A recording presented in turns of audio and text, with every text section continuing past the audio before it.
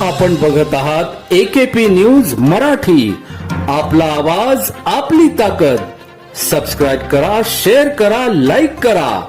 AKP news Marathi.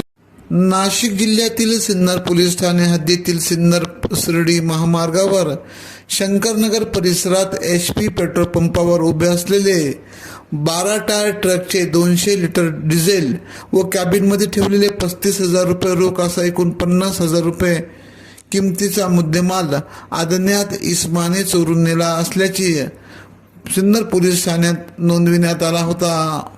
Police अधीक्षक कार्यालय नाशिक ग्रामीणचे स्थानिक गुन्हे शोध पथकाचे पोलीस निरीक्षक राजू सुर्वे यांच्या मार्गदर्शनाखाली पोलीस अंमलदारांनी तपास सुरू केला असता गोपनीय माहितीच्या आधारे पाथरे फाटा येथे सापळा रसद महिंद्रा KU 100 क्रमांक MH04JN 5777 व मारुती एट्रिगा MH01 CH 3486 हे वाहने ताब्यात घेतले असता त्या वाहनातील रोहन अनिल अभंग, वैभव बाबासाहेब सुरवडे, दादासाहेब दिलीप बावचे यांना ताब्यात घेत विचारपूस केली असता त्यांनी डिझेल व पैशाची चोरी केल्याची कबुली दिली.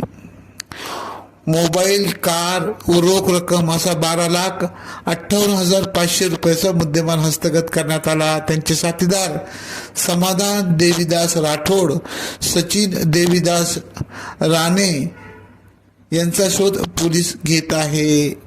AKP न्यूजसाठी ब्युरो चीफ अनवर खान पठाण, नाशिक.